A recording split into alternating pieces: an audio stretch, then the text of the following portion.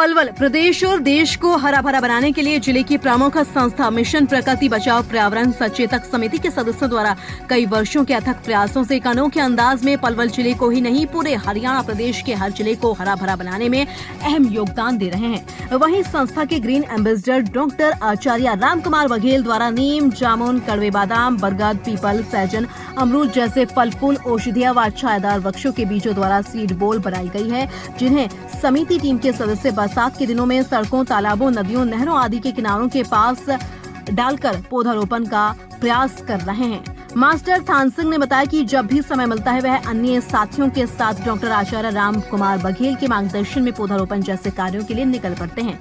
केवल उद्देश्य जल, जंगल और जमीन का संरक्षण के प्रति लोगों को जागरूक करना है। संस्था संयोजक डॉक्टर आचार्य राम कुमार बघेल ने जानकारी देते हुए कहा कि सरकार के साथ हमारे संस्कारों से भी सेवा कार्य किए जा सकते हैं। अपने आसपास अनुचित स्थानों पर अनाथ व दिव्यांग अवस्था में उगे नन्हे पौधों को उचित स्थानों पर रोपण कर संरक्षण किया जा सकता है। फल खाने के बाद उनके बीजों को सीड बॉल की तरह उचित स्थानों पर डालकर नए पौधे लगाए जा सकते हैं। वृक्षों की कमी के कारण प्रदूषण बढ़ रहा है, जो विभिन्न बीमारियों का कारण है। लगातार तापमान में बढ़ोतरी और उगता जल स्तर चिंता का विषय है। हमें अपनों के भविष्य के लिए धरती पर अधिक से अधिक वृक्षारोपण और जल संरक्षण की आवश्यकता है। हम सभी जागरूक नागरिक बनकर पर्यावरण बचाने के लिए कार्य करें। इस अभियान में संस्था पदाधिकारी अमरपाल, मास्टर थान सिंह, गजेंद्र सिंह, देव, डॉक्टर कौशल आदि का विशेष योगदान रहता है। पलवल से पूनम ठाकुर की रिपोर्ट। हम सभी का कर्तव्य बनता है कि हम प्रकृति पर्यावरण संरक्षण करें, अपनी धरती माँ को हरा भरा रखें।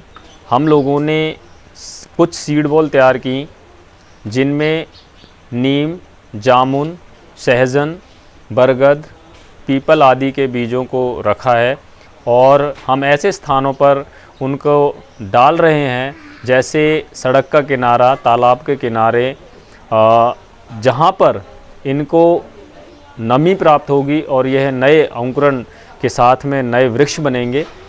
आज वृक्षों की बहुत ही अधिक आवश्यकता है, क्योंकि जो भूमिगत जल स्तर है वो भी घटता जा रहा है, वृक्षों की संख्या घट रही है। तो हमें इस जो बीमारी फैल रही हैं, प्रदूषण बढ़ रहा है, इससे बचने के लिए वृक्षों का रोपण, इनका संरक्षण करना ज़रूरी है, जल का संरक्षण करना ज़रूरी है।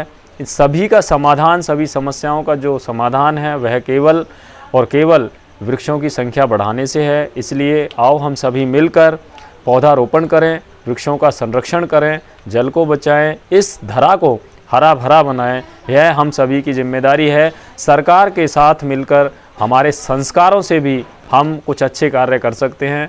तो हम सभी मिलकर प्रकृति पर्यावरण संरक्षण का प्रयास करें। हरित प्रणाम, धन्यवाद।